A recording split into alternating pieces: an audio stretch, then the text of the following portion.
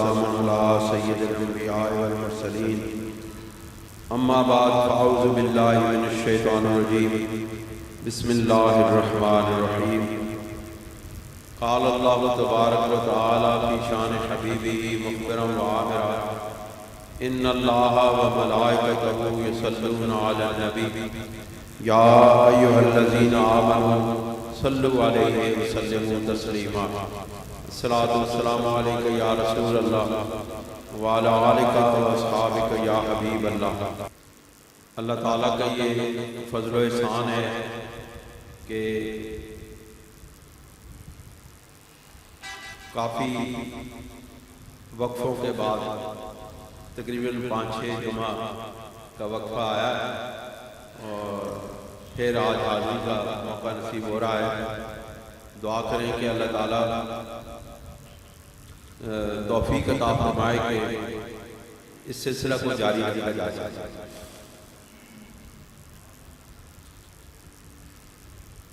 حضرات گرامی میں سورہ انفال کی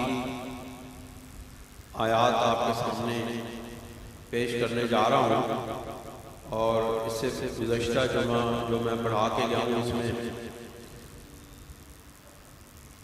جو آیات قرآن مجید بیان کی گئی ہیں ان میں اللہ رب العزت نے ایک بہت بڑے واقعہ کا جو تاریخ اسلام میں بہت بڑی اہمیت رکھتا ہے یعنی جنگ بدر، اس کے متعلق اس کے مختلف پہلوؤں پر بات ہوئی ہے اور ابھی بھی آج بھی جو میں عرض کروں گا، گزارشات پیش کروں گا وہ اسی جنگ کے حوالے سے۔ پھر انشاءاللہ العزیز آج قرآن مجید کے حوالے سے جو ملحدین کا ایک اعتراض ہے اس کا بھی جواب ہوگا۔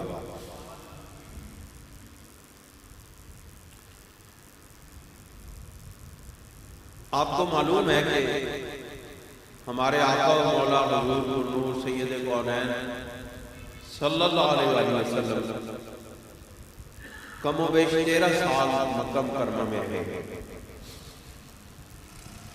اور 10 سال کم و بیش 11 سال 10 سال کم و بیش یہ آپ کو مدینہ منورہ میں گزرنے کا موقع نصیب ہوا۔ سوال یہ پیدا ہوتا ہے کہ اگر وہ 13 سال نبی کریم علیہ السلام کو مکہ مکرمہ کے بجائے مدینہ منورہ میں مل جاتا تو آج یہ دنیا کا نقشہ کچھ اور ہوتا۔ سمجھیں؟ آپ دیکھیں 13 سال نبی کریم علیہ السلام نے مکہ مکرمہ میں گزارے، تبلیغ دین کی تکلیفیں اٹھائیں، توہین برداشت کی، زخمی کیے گئے اور وہ کیا کیا سلوک ہے جو نہیں کیا گیا۔ آپ کا بائیکاٹ کیا گیا، آپ کے پورے خاندان کا بائیکاٹ کیا گیا اور آپ کو اذیتیں اور تکلیفیں اتنی پہنچائی گئی کہ سرکار دو عالم صلی اللہ علیہ وسلم نے ارشاد فرمایا کہ مجھ سے پہلے انبیاء علیہ السلام کو جتنی تکلیفیں ملی ہیں وہ ساری اکٹھی کر لی جائیں، مجھ کو ان تمام تکلیفوں سے زیادہ تکلیفیں دی گئی۔ یاد رکھیں ایک بات، جسمانی تکلیف اپنی جگہ بہت بڑی ہے لیکن ذہنی، روحانی اور جو قلبی تکلیف ہے وہ اس سے کہیں زیادہ ہے۔ عام طور پہ مشہور ہے نا کہ جسم پر لگے ہوئے زخم تو مندمل ہو جاتے ہیں، بھر جاتے ہیں، ان کی تکلیف ختم ہو جاتی ہے، ان کا درد مٹ جاتا ہے، لیکن دل پر لگے ہوئے زخم کبھی نہیں مٹ۔ نبی کریم علیہ السلام کو جسمانی طور پر بھی اور قلبی طور پر بھی اتنی شدید تکلیفیں دی گئی کہ علماء نفی. دوستوں اور بزرگوں، سوال یہ پیدا ہوا کہ نبی کریم علیہ السلام 13 سال جو آپ نے مکہ مکرمہ میں گزارے، اس دوران میں تمام تر تبلیغ کے باوجود چند افراد دین اسلام میں داخل ہوئے، اور ان کو بھی نبی کریم علیہ السلام نے ان میں سے بھی کئی صحابہ کرام اور صحابیات رضی اللہ تعالیٰ عنہ کو مکہ مکرمہ چھوڑنے کا حکم دے دیا، اور بہت ساری صحابہ کرام رضوان اللہ تعالیٰ علیہ اجمعین مکہ مکرمہ کو چھوڑ کے حبشہ کی طرف چلے گئے. پھر جب نبی کریم علیہ السلام کو اللہ تعالیٰ کی طرف سے مکہ مکرمہ کو چھوڑنے کی اجازت ملی اور آپ مدینہ منورہ چلے گئے، تو بہت سارے لوگ پھر صحابہ کرام جو حبشہ میں تھے وہ بھی مدینہ شریف میں آ گئے، اور سارے لوگ وہاں پہ اکٹھے ہو گئے. اب جو سوال میں نے آپ کے سامنے رکھا تھا کہ حضور علیہ السلام 13 سال آپ کی زندگی کا جو محاصل ہے وہ 50 یا 60 صحابہ کرام ہیں، خواتین اور مردوں کو ملا کر. تو لیکن جس وقت آپ مدینہ منورہ میں آئے تو وہاں پر تو سینکڑوں لوگ جوگ در جوگ لوگ آنے لگے، قبائل کے قبائل آنے لگے، وفود کے وفود آنے لگے. اذا جاء نصر اللہ والفتح ورأیت الناس یدخلون فی دین اللہ افواجا، فوجوں کی فوجیں آنے لگے.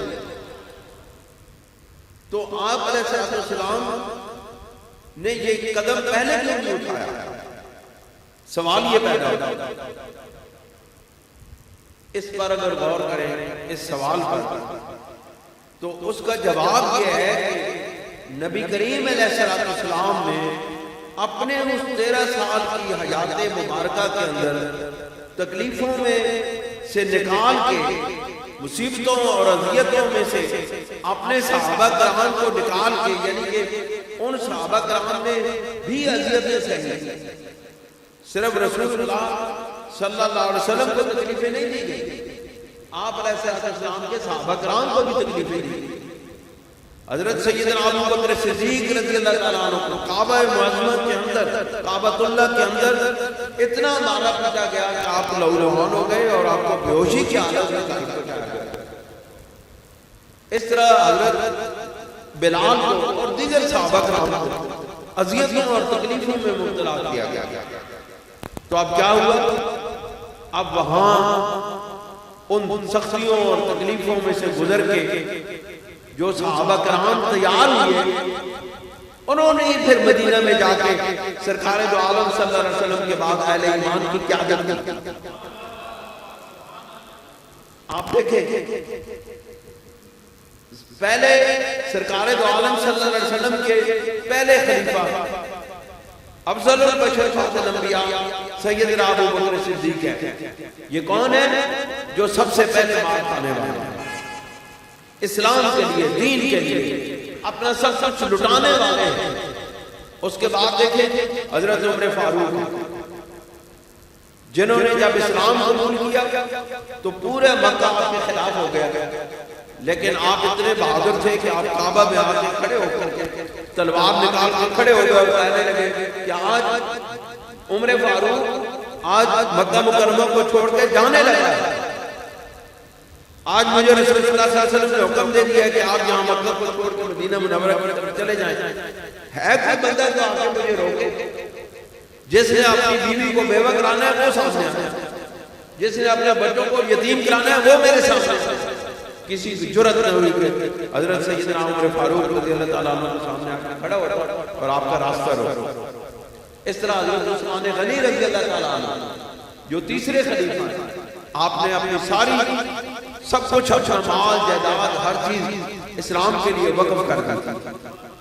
پھر داماد رسول حضرت علی کرم اللہ وجہ الکریم جو نبی کریم علیہ السلام بچپن میں سرکار دو عالم صلی اللہ علیہ وسلم کی گود میں پڑے، آپ سے تعلیم حاصل کی، آپ سے علم و عمل اور دین اسلام کی وہ معرف سیکھے جو بہت کم صحابہ کے نصیب میں آئے.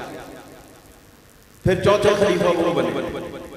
پھر آپ دیکھیں پھر حضرت امام حسن جو نواسہ رسول، یہ سب وہ لوگ ہیں جو مکہ مکرمہ کے رہنے والے ہیں. اگرچہ حضرت امام حسن کی پیدائش مدینہ منورہ میں ہوئی، لیکن ان کے آباء و اجداد تو مکہ مکرمہ سے تعلق رکھنے والے ہیں.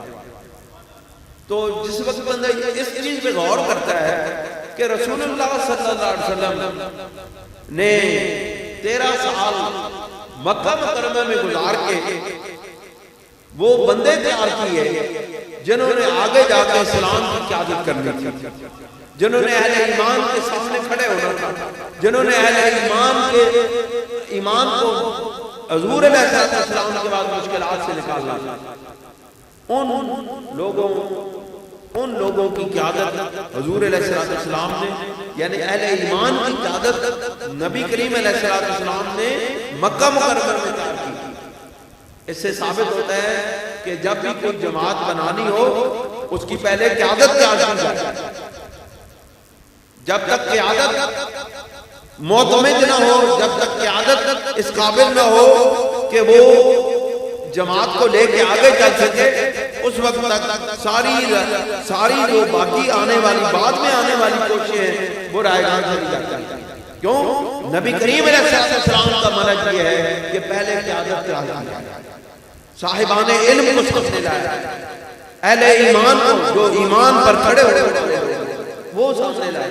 یہ نہیں ہو کہ آج پروپیگنڈا کے زور پر اگر کوئی کہے تو اپنی قیادت کے خلاف ہی باتیں شروع کر دی جائیں، اپنے قائد کے خلاف ہی باتیں شروع کر دی.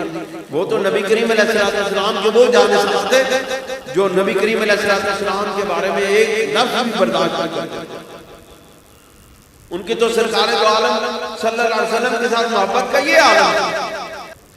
تو حضرت رسالت آب صلی اللہ علیہ وسلم سرکار دو عالم صلی اللہ علیہ وسلم نے پہلے قیادت تیار کی، اس قیادت کو اپنے بعد آنے والے دور کے لیے تیار کیا. صحابہ کرام کے ذہنوں کے اندر اس قیادت کا ادب و احترام دکھایا. صحابہ کرام نبی کریم علیہ السلام کے بعد سب سے زیادہ عزت حضرت ابو بکر صدیق کی کرتے تھے، پھر حضرت عمر فاروق کی کرتے تھے، پھر علی المرتضیٰ اور حضرت عثمان غنی کی کرتے تھے. یہ قیادت سرکار دو عالم صلی اللہ علیہ وسلم کے دور میں ہی تیار ہو گئی تھی.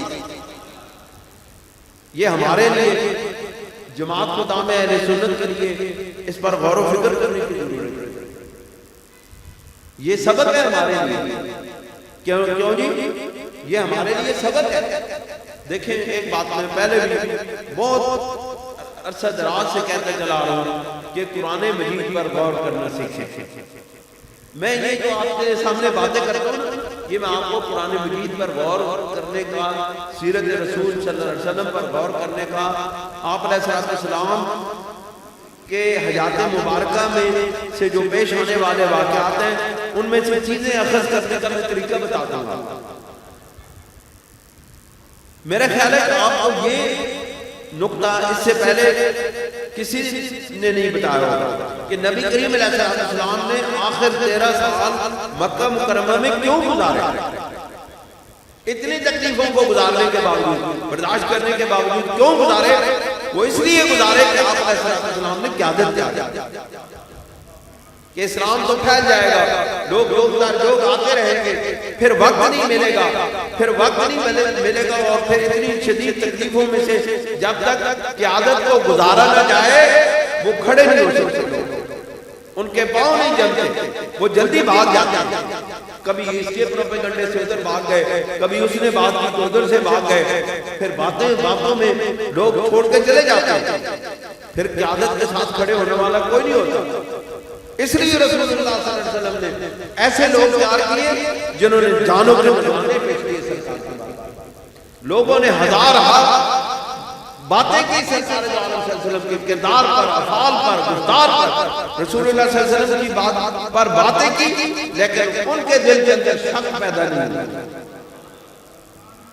ان صحابہ کرام کے دل کے اندر اپنے قائد کے بارے میں شک پیدا نہیں ہوا، اپنی سرکار کے بارے میں، اپنے پیارے محبوب کے بارے میں شک پیدا نہیں ہوا.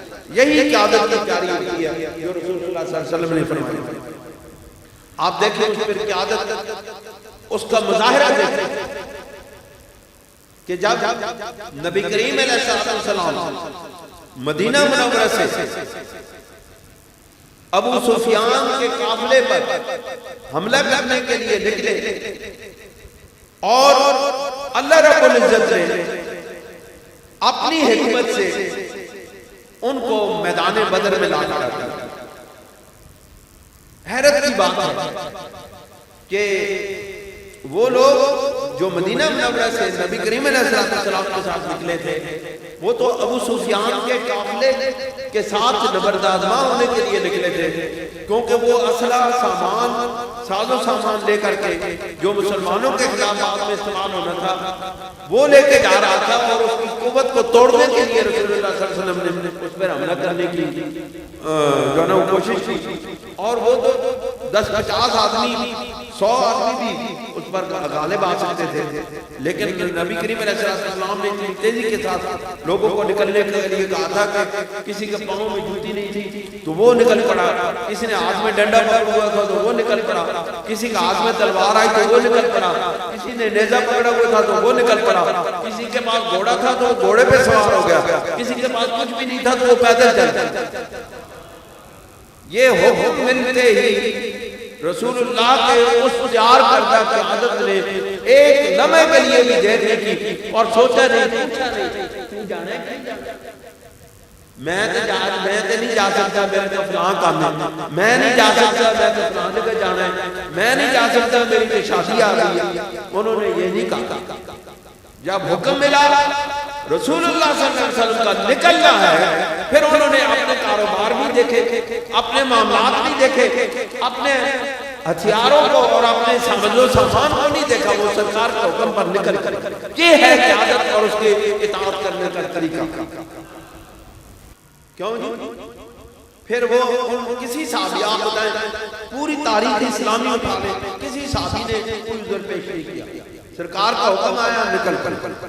جب وہ نکل پڑے اور حضور علیہ السلام کی قیادت کرتے ہوئے قیادت میں وہ قافلہ میدان بدر میں پہنچا کہ ابو سفیان کا قافلہ ادھر سے گزرنا ہے. میدان بدر میں جو میرے ساتھ جانے والے دوست ہیں انہوں نے وہ میدان کو دیکھا ہے کہ سرکار دو عالم صلی اللہ علیہ وسلم ادھر مدینہ پاک سے گئے اور ادھر ابو سفیان جو ہے وہ دوسرے راستہ اختیار کرتے ہوئے سمندر کی طرف سے نکل کر. آپ دیکھیں میدان بدر سے تقریباً 15 کلومیٹر 15 میل کے فاصلے پر یا 20 میل کے فاصلے پر سمندر ہے اور وہ اس طرف سے نکل پڑا. اب جو ابو جہل کی قیادت میں مکہ سے آنے والا قافلہ تھا، ان کو جب اطلاع ملی کہ ابو سفیان کا قافلہ بھاگ کے نکل گیا ہے تو آپ کو واپس چلے جانا چاہیے اس قیادت کو یا اس قافلے کو. تو ابو جہل کہنے لگا کہ نہیں، اسی تو واپس نہیں جانا، اسی تو مقابلہ کر کے جانا گے. وہ تو تھوڑے جائے بندے نے، اسی تو انہوں نے رگڑ دینا، اسی تو انہوں نے ہوا چڑھا دینا. اس طرح کی باتیں وہ کر رہے تھے کہ ہم تو بہت زیادہ ہیں، ہمارے ساتھ تو سوار ہیں، ہمارے ساتھ تو نیزہ باز ہیں، ہمارے ساتھ تو تیر انداز ہیں، سارے لوگ ہمارے ساتھ، ہمیں کیا ضرورت ہے واپس ہونے کی. بہرحال اللہ تعالیٰ ان کو بھی گھیر کے لے آیا میدان بدر اور ان کا مقابلہ ہوا.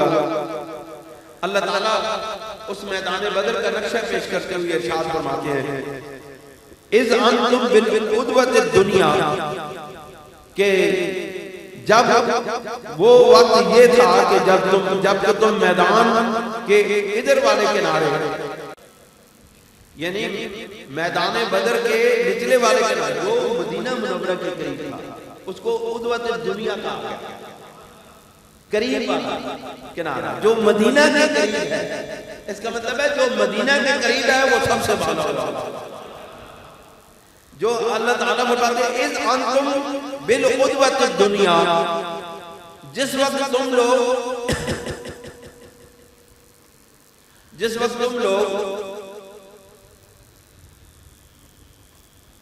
نچلے والے کنارے پر تھے، مدینہ منورہ کے قریب والے کنارے پر تھے، تو اس وقت اور وہم بالعدوۃ القصویٰ، اور جو ابو جہل کی قیادت میں جو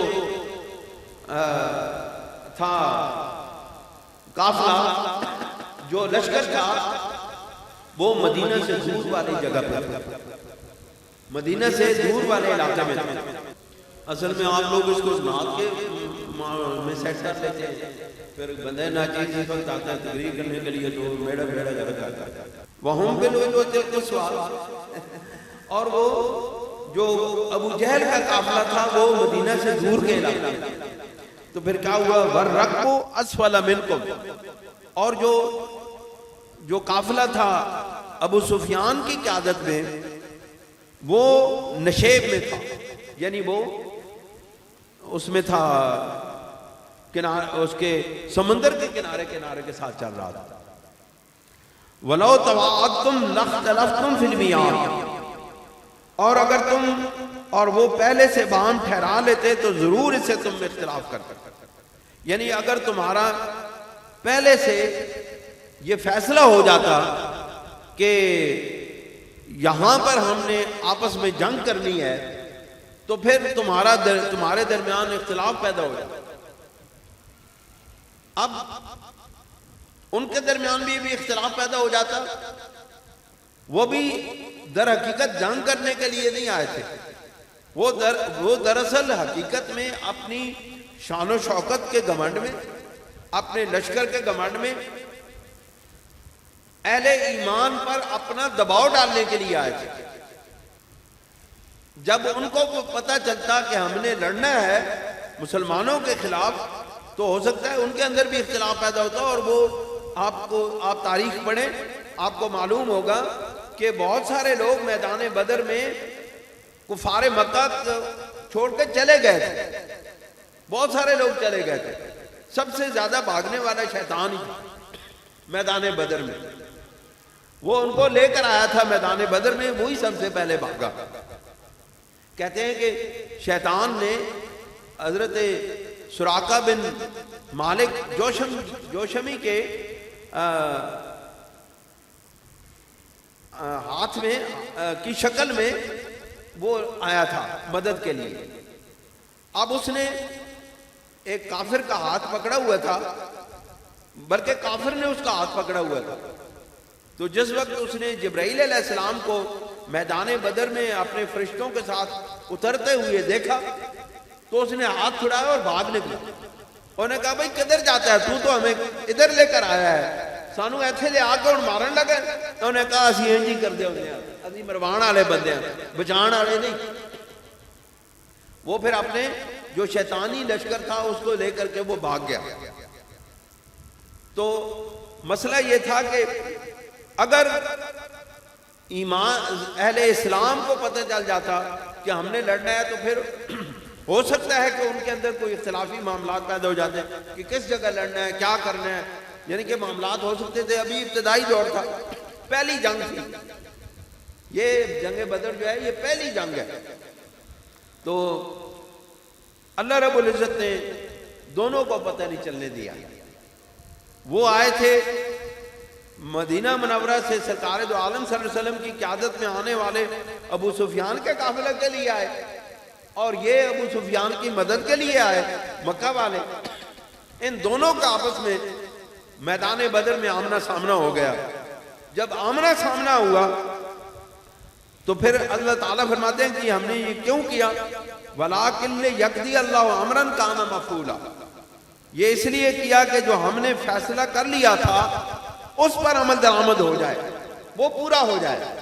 ہم نے فیصلہ کر لیا تھا کہ آج کفار کی جڑ کاٹ دینی ہے، آج کفر کو مٹا دینا ہے، آج کفر کو مغلوب کر دینا ہے، آج اسلام کو غالب کر دینا ہے، آج رسول اللہ صلی اللہ علیہ وسلم کے رسول اللہ صلی اللہ علیہ وسلم کے پوری دنیا کا بادشاہ بنا دینا ہے، بس وہی ٹرننگ پوائنٹ تھا جب ساری کائنات کے مالک رسول اللہ کو بنا دیا گیا، پوری دنیا پر مسلمانوں کا غلبہ عطا کر دیا گیا۔ یہی وہ دن تھا، یہی وہ میدان بدر تھا جہاں سے چند اہل ایمان ہزاروں کفار کے سامنے آ کے کھڑے ہو گئے تھے۔ اللہ رب العزت فرماتے ہیں لِيَعْلَقَ، یہ فیصلہ کیوں کیا گیا تھا کہ آج جو اللہ تعالیٰ کی جو مشیت ہے اس پر عمل درآمد کر دیا جائے۔ اس فیصلے کی کیا حکمت تھی اس کو اللہ تعالیٰ بیان کرتے ہیں۔ اللہ تعالیٰ ارشاد فرماتے ہیں لِيَعْلَقَ مَنْ هَلَكَ عَلَى بَيِّنَةٍ وَيَحْيَى مَنْ حَيَّ عَنْ بَيِّنَةٍ لِيَعْلَقَ مَنْ هَلَكَ عَنْ بَيِّنَةٍ وَيَحْيَى مَنْ حَيَّ عَنْ بَيِّنَةٍ، کہ آج جو ہلاک ہو وہ بھی دلیل کے ساتھ ہلاک ہو، اور جو زندہ رہے وہ بھی دلیل کے ساتھ زندہ رہے۔ یہ کیوں؟ ہلاک ہونے والوں کے سامنے اللہ رب العزت نے اپنی ظاہری اور اپنی باطنی قوتوں کو سامنے کھڑا کر دیا تھا۔ حضرت جبرائیل علیہ السلام کی قیادت میں، حضرت میکائیل علیہ السلام کی قیادت میں فرشتوں کا نزول ہوا، اور اس فرشتوں کے نزول کو کفار نے اپنی آنکھوں سے دیکھ لیا تھا۔ اب یہ دلیل ہو گئی تھی ان کے لیے کہ حق تعالیٰ کی ذات کس طرف کھڑی ہے، حق تعالیٰ کی ذات کس کے ساتھ ہے۔ جب یہ دلیل سامنے آ گئی کہ اللہ کی قوتیں، اللہ کی طاقتیں کس کے ساتھ ہیں، تو اب ان کو چاہیے تھا کہ وہ اللہ تعالیٰ کی طرف آتے، اللہ کے محبوب کے قدموں سے آ لگتے۔ ان کے لیے دلیل اللہ رب العزت نے ان کی آنکھوں کے سامنے کر دی تھی۔ اور اہل ایمان کے لیے جو زندہ رہنے والے تھے، ان کے لیے بھی اللہ تعالیٰ نے دلیل قائم کر دی تھی کہ انہوں نے بھی فرشتوں کو دیکھ لیا تھا، ان کو بھی معلوم ہو گیا تھا کہ اللہ ہمارا مددگار ہے، ان کو بھی معلوم ہو گیا تھا کہ اللہ تعالیٰ ہمارے ساتھ ہے، ان کو معلوم ہو گیا تھا کہ آج رسول اللہ صلی اللہ علیہ وسلم کی حقانیت اور آپ کا غلبہ ساری دنیا پر قائم ہونے والا ہے۔ ان کو یہ ساری باتیں معلوم ہو گئی تھی، لہذا دونوں طرف سے حق سامنے آ گیا تھا۔ کفار کو بھی حق سامنے نظر آ گیا، اہل ایمان کو بھی اپنی طاقت اور قوت سامنے نظر آ گیا۔ پھر فرمانے لگے وَإِنَّ اللَّهَ لَسَمِيعٌ عَلِيمٌ، اور بے شک اللہ رب العزت بہت زیادہ سننے والا اور علم والا ہے۔ یعنی کہ جو وہ باتیں کرتے تھے کفار رسول اللہ کے بارے میں، ان کو سننے والا ہے اور ان کو جاننے والا ہے اور ان کو علم رکھنے والا ہے۔ اب جو میں آپ کے سامنے آیہ مبارکہ عرض کرنے لگا ہوں، یہ بڑی غور طلب بات ہے۔ یہ موجودہ دور کے اندر جو ملحدین ہیں، جو قرآن مجید پر اعتراضات کرتے ہیں اور مختلف نکات کو سامنے لے کر آتے ہیں، اور اہل ایمان کو خاص طور پہ نوجوانوں کو شکوک میں مبتلا کرتے ہیں۔ کون سے شک میں؟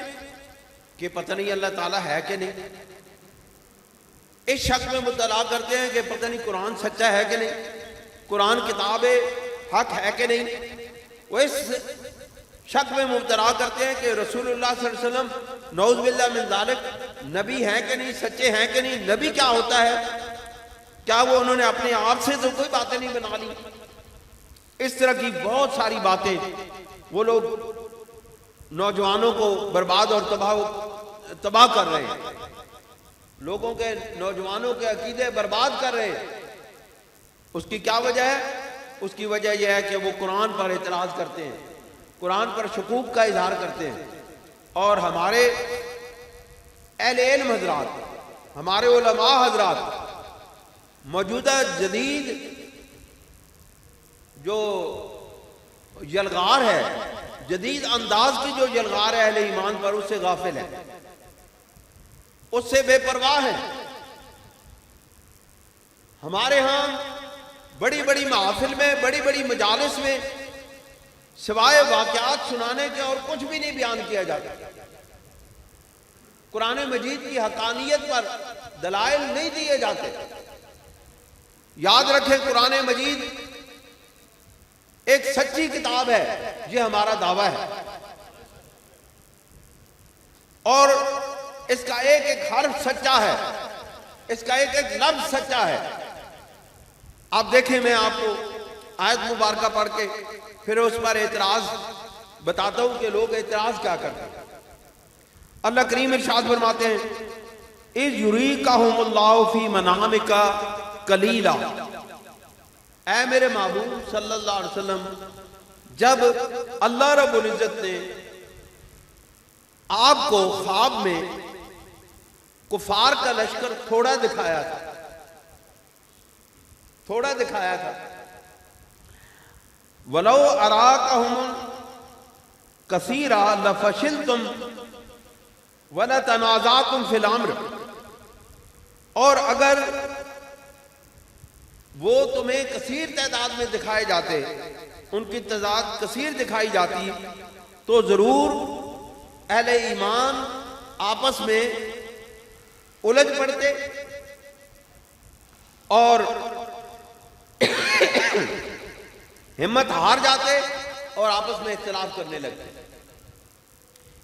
فی الامر، اس جنگ کے معاملہ کے اوپر کہ جنگ کرنی ہے کہ نہیں کرنی۔ اس کی وجہ یہ تھی کہ صحابہ کرام رضوان اللہ تعالی علیہم اجمعین جنگ کے لیے نکلے ہی نہ تھے، کوئی تیاری نہیں تھی۔ جیسے میں نے آپ کو پہلے عرض کیا، جس طرح جیسے کوئی حالت میں تھا، نبی کریم علیہ السلام کا حکم ملا، وہ گھر سے نکل پڑا تھا۔ کوئی جنگ کی تیاری نہیں تھی، کوئی ذہنی طور پر تیار نہیں، کوئی ہتھیاروں کے طور پہ تیار نہیں۔ جب انہوں نے سامنے دیکھا کہ لشکر کفار قریش مکہ کا جو لشکر ہے وہ تو پوری تیاری کے ساتھ آیا ہے، ہمارے پاس کچھ نہیں ہے، تو اللہ رب العزت اس وَلَٰكِنَّ اللَّهَ سَلَّمَ، اور لیکن اللہ رب العزت تمہیں اس اختلاف سے بچا لیا، اللہ رب العزت نے تمہیں اس اختلاف سے بچا لیا۔ إِنَّهُ عَلِيمٌ بِذَاتِ الصُّدُورِ، بے شک وہ تمہارے دلوں کے اندر کی باتوں کو جاننے والا ہے۔ اب یہ مسئلہ درپیش ہوا کہ اِذْ يُرِيكَهُمُ اللَّهُ فِي مَنَامِكَ قَلِيلًا، کہ جب اے میرے محبوب آپ کو اللہ رب العزت نے لشکر کفار خواب کے اندر قلیل دکھایا۔ اب جو ملحدین اعتراض کرتے ہیں، ملحد کون ہے؟ بے دین، جو کہتے ہیں ہمارا کوئی دین نہیں ہے۔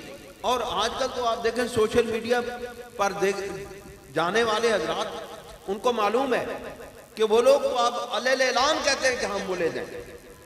پہلے ذرا چھپ چھپا کے ہوتا تھا، اب تو وہ سوشل میڈیا پہ علیہ اعلان کہتے تھے کہ ہم تو ملحد ہیں، ہم تو کسی دین کے پیروکار نہیں ہیں، ہم تو کسی دین کو نہیں مانتے، ہم اللہ رب العزت کو نہیں مانتے، ہم کسی خدا کو نہیں مانتے، نعوذ باللہ من ذالک، ہم کسی قرآن کو نہیں مانتے، ہم کسی نبی کو نہیں مانتے، ہم اس دنیا کو سائنسی انداز میں دیکھتے ہیں۔ جو قرآن نے تخلیق کائنات کا جو فارمولہ بیان کیا ہے، جو قرآن نے تخلیق آدم کا جو فارمولہ بیان کیا ہے، اس کا وہ انکار کرتے ہیں، اور اس کی دلیل کی بنیاد کے اوپر مسلمانوں کو، نوجوانوں کو، آج کل کے یونیورسٹی اور کالجز میں پڑھنے والے نوجوانوں کو کہ ذہنوں کو تباہ و برباد کیا جا رہا ہے، ان کو بھی ملحد بنایا جا رہا ہے۔ اور پھر وہ ان کا سب سے بڑا، وہ کہتے تو ہیں ہمارا کوئی دین نہیں، یہ بھی سازش یاد رکھیں، وہ لوگ کہتے ہیں ہمارا کوئی دین نہیں، ہم کسی مذہب کے پیروکار نہیں ہیں، ہم نہ عیسائی ہیں، نہ یہودی ہیں، نہ ہندو ہیں، نہ مسلمان ہیں، کوئی چیز بھی نہیں ہے۔ لیکن سوال یہ پیدا ہوتا ہے کہ ان کا سب سے بڑا ٹارگٹ اسلام ہے، کسی اور مذہب پر کوئی تنقید نہیں کرتے۔ عیسائیت بھی اللہ تعالیٰ پر ایمان رکھتی ہے، وہ بھی نبی پر ایمان رکھتی ہے، انبیاء پر ایمان رکھتی ہے، عیسائی بھی انبیاء پر ایمان رکھتے ہیں، اگرچہ وہ حضرت عیسیٰ علیہ السلام کو خدا کا بیٹا کہتے ہیں، لیکن وہ سابقہ انبیاء پہ تو ایمان رکھتے ہیں، وہ کتاب پر ایمان رکھتے ہیں، انجیل کو مانتے ہیں، تورات کو مانتے ہیں، وہ ایک مذہب کو تو ماننے والے ہیں، ہندو مذہب کو دیکھیں، وہ بھی اپنے فریم ورک کے اندر ایک مذہب، ایک پورا ایک سلیبس ہے، اس کو وہ ماننے والے ہیں۔ یہودی تو سب سے زیادہ سخت ہیں اپنے مذہب میں، وہ تو اپنے مذہب پر پورا عمل کرنے والے ہیں، جو بھی ان کا دین ہے، جو بھی ان کا مذہب ہے۔ لیکن ملحدین کا سب سے بڑا ٹارگٹ اسلام کیوں؟ اس کی وجہ یہ ہے کہ وہ اگر یہودیوں اور عیسائیوں کے خلاف بات کریں، ان کو امریکہ میں، انگلینڈ میں رہنے نہ دیا جائے۔ حیرت کی بات یہ ہے کہ وہ اسلام کے خلاف اس لیے بات نہیں کرتے، یہودیت کے خلاف، عیسائیت کے خلاف۔ یہ میں آپ کو لمحہ فکریہ دے رہا ہوں۔ اے نوجوانوں، آپ پر زیادہ ذمہ داری ہے ان بزرگوں سے۔ آپ اس بات کو سمجھنے کی کوشش کریں، آخر ایسا کیوں ہے؟ آپ ان لوگوں سے سوال کریں۔ کالجز میں، یونیورسٹیز میں پڑھنے والے لوگ، نوجوان، جب آپ کو کوئی ملحد سوشل میڈیا پر یا کالج میں، یونیورسٹی میں جب اپروچ کرے، آپ اس سے یہ سب سے بڑا سوال کریں، یقین جانیے وہ آپ کو جواب نہیں دے سکے گا کہ آخر آپ کا ٹارگٹ اسلام کیوں ہے، آخر آپ کا ٹارگٹ قرآن کیوں ہے، آخر آپ کا ٹارگٹ رسالت میں آپ صلی اللہ علیہ وسلم کی ذات کیوں ہے، آخر آپ کا ٹارگٹ حدیث پاک کیوں ہے؟ آپ تورات پر کیوں نہیں اعتراض کرتے؟ آپ حضرت عیسیٰ علیہ السلام پر کیوں نہیں اعتراض کرتے؟ آپ یہودیت اور نصرانیت اور ہندویت پر کیوں نہیں اعتراضات کرتے؟ ان کا بھی تو دین ہے، ان کا بھی تو مذہب ہے۔ اس لیے نہیں کہ ان کو وہ پناہ گاہیں ملی ہوئی ہیں۔ جتنے ملحدین اس وقت سوشل میڈیا پر اسلام پر تنقید کرتے ہیں، ان کو انگلینڈ میں پناہ ملی ہوئی ہے، ان کو امریکہ میں پناہ ملی ہوئی ہے، کسی کو ڈنمارک میں پناہ ملی ہوئی ہے، کسی کو کسی ملک میں پناہ ملی ہوئی ہے۔ اگر وہ ان کے مذاہب پر، جو ان کے سرکاری مذاہب ہے، آپ دیکھیں یہودیت اپنے اتنا غلبہ رکھتی ہے کہ اس کے خلاف پوری دنیا میں کوئی بات نہیں کر سکتا۔ دیکھیں نا، ان کا ایک مذہبی بہت بڑا نشان ہے یا مذہبی عقیدہ ہے کہ وہ کہتے ہیں کہ ہٹلر نے ہزاروں یہودیوں کو، لاکھوں یہودیوں کو مروا دیا، جبکہ حقیقت یہ نہیں ہے۔ لیکن اس پر کوئی بندہ بات نہیں کر سکتا۔ پوری دنیا میں یہودیوں نے اس کو اپنی انا کا مسئلہ بنایا ہوا ہے، ان کا کوئی بندہ بھی اس مسئلے پر گفتگو، وہ کسی اور کو بھی اس مسئلے پر گفتگو نہیں کرنے دیتے۔ آپ بڑی آزادی ہے برطانیہ میں، ڈنمارک میں، دوسرے ملکوں میں، وہاں کوئی یہودیت کی، عیسائیت کی توہین کر کے دیکھے تو صحیح، اگلے بندے ان کو بلاسفیمی کے، ان کے اپنے اندر بلاسفیمی کا قانون ہے، یعنی توہین مذہب کا قانون ہے، وہ اس توہین مذہب کے قانون کے تحت اگلے بندے کو پھانسی لگا دیتے ہیں، قید کر دیتے ہیں۔ لیکن واحد ہمارا ملک ہے جہاں پر اسلام کے خلاف بات کی جاتی ہے، جہاں پہ رسول اللہ کے خلاف بات کی جاتی ہے، جہاں پہ قرآن کے خلاف بات کی جاتی ہے، اور کسی کو کچھ نہیں کہا جاتا، سب کو آزادی ہے، جو مرضی کہتا رہے۔ اب میں پوائنٹ پر آتا ہوں۔ جب رسول اللہ صلی اللہ علیہ وسلم کو یہ بات خواب میں دکھائی گئی تو ملحدین اعتراض کرتے ہیں کہ نبی کا خواب تو وہی ہوتا ہے، اب جو حقیقت ہے وہ کیوں نہیں دکھائی گئی؟ لشکر کم دکھائے گئے، نبی کریم علیہ السلام نعوذ باللہ من ذالک اس خواب کے اندر لشکر کفار کو کم دیکھ کے دھوکہ کھا گئے، نعوذ باللہ من ذالک۔ تو ملحدین اعتراض کرتے ہیں کہ رسول اللہ کی نبوت کدھر گئی؟ وہی الہی تو وہی ہوتی ہے جو دکھایا جاتا ہے، تو دکھایا کچھ اور گیا، حقیقت کچھ اور تھی۔ یہ وہ سوال کرتے ہیں۔ اے جو سوال لوگوں نے سامنے بیان کیتے جان تو تانجے نوجوانوں کو پتہ چلے ساڑھے اسلام نے خلاف کتنی بڑی سازش ہو رہی ہے۔ یہ ملحدین سوال کرتے ہیں کہ یہ سائد کے بارے میں کہ رسول اللہ آپ کے نزدیک تو، اہل ایمان کے نزدیک تو خواب نبی سچ ہوتا ہے، نبی جو خواب میں دیکھتا ہے وہ وحی الہی ہوتی ہے، تو یہ کیا ہوا؟ رسول اللہ نے لشکر کفار کو کم دیکھا، حقیقت میں وہ زیادہ تھا۔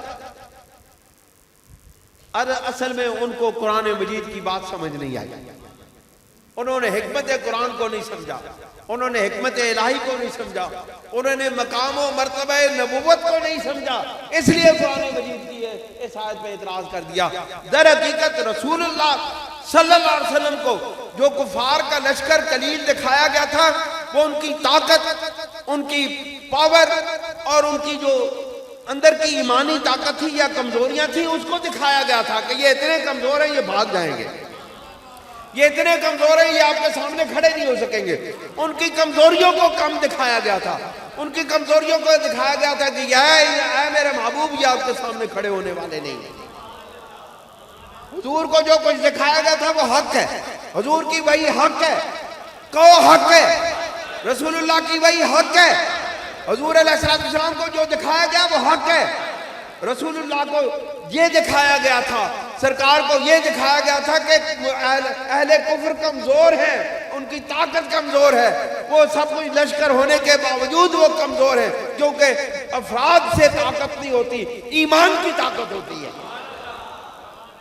طاقت افراد کی نہیں ہوتی، بندہ کلا بھی کھڑا ہوئے، ایمان والا بندہ کلا کھڑا ہوئے سینکڑوں تک غالب ہوتا ہے، ہوتا ہے کہ نہیں؟ صحابہ کرام کم تھے، 300 کے قریب صحابہ تھے، 313 تھے، 310 سے یا 313 تھے، وہ ہزاروں کے لشکر پر غالب تھے کیونکہ وہ قدم جما کے کھڑے ہوتے تھے۔ رسول اللہ صلی اللہ علیہ وسلم نے جب میدان بدر میں اہل ایمان کو اتارا تو آپ نے فرمایا قدم جما کے کھڑے ہونا، پیچھے مت ہٹنا۔ آپ نے فرمایا پہلے تیروں سے روکنا، ان کو تیروں سے روکتے رہنا، جب وہ تیروں کو روکتے نہ روک سکیں آگے آ جائیں تو پھر تلوار چلانا، پہلے تلوار بھی نہ چلانا۔ کیوں؟ پھر آپ نے فرمایا قدم جما کے کھڑے ہونا، تمہارے ساتھ اللہ رب العزت کی طاقتیں ہیں، تمہارے ساتھ اللہ رب العزت کی طاقتیں ہیں۔ اور پھر دوستو اور بزرگوں، نوجوانوں، اللہ رب العزت نے پھر کہا کہ ان کو بھی اللہ رب العزت نے، اب کفار کو اللہ رب العزت نے کثیر دکھایا، یعنی ان کی آنکھوں میں مسلمان بہت کثیر تھے، اہل ایمان کی تعداد بہت کثیر تھی۔ یہ بھی غلط نہیں ہے، یہ بھی دھوکہ نہیں ہے، اللہ کسی کو دھوکہ نہیں دیتا، یاد رکھو اللہ کسی کو دھوکہ نہیں دیتا، ہمارا رب کسی کو دھوکہ نہیں دیتا۔ انہوں نے بھی جو دیکھا صحیح دیکھا، ہمارے سرکار نے جو دیکھا وہ بھی صحیح دیکھا۔ ہمارے سرکار کو ان کا لشکر قلیل نظر آیا، ان کا لشکر قلیل نظر آیا، اور کفار کو حضور علیہ السلام کا لشکر کثیر نظر آیا۔ کیوں؟ ادھر ایمان کی طاقت نہیں تھی، ادھر کمزوریاں تھی، ادھر شراب پینے آئے تھے، ادھر لونڈیاں لے کر آئے تھے نچوانے کے لیے، شراب کی جگہ خون لے کے گئے، لونڈیوں کے گانوں کی جگہ نوحہ خانیاں لے کے گئے، 70 ان کے گبرو جوان مارے گئے، کفار کے 70 گبرو جوان مارے گئے، اور ان کے جنازے لے کر جنازے کہتا ہوں ان کی جو موت کی خبریں ہیں وہ اپنے گھروں کو لے کے گئے، لائچن تو ادھر دفنا دی تھی، اتنی دور کہاں، کون سی ابو لہچے تھی وہاں پہ، ادھر ہی دفنا دیا تھا سب کو۔